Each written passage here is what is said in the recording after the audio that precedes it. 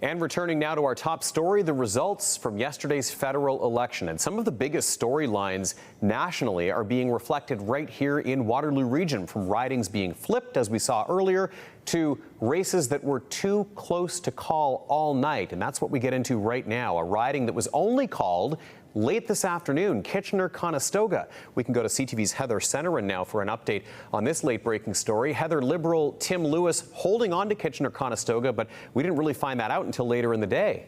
Around 3:30 this afternoon, Tony, and it was neck and neck all night and this morning. It appears to be a trend in that riding when the winner isn't called until the next day or more after the polls close.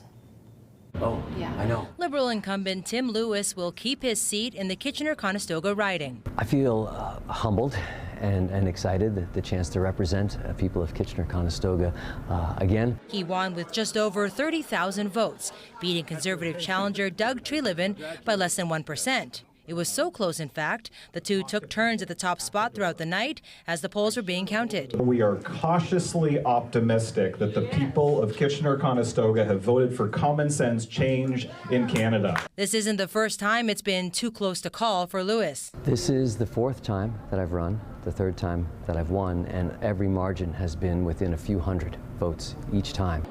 A local political science professor says it's a swing riding because it's a mix of urban and rural.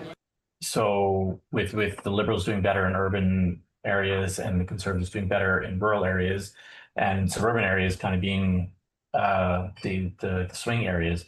And so I kind of have a foot in each of those two worlds, which is something that I take seriously, because now we have a lot of the same challenges, possibly just a different lens on a solution.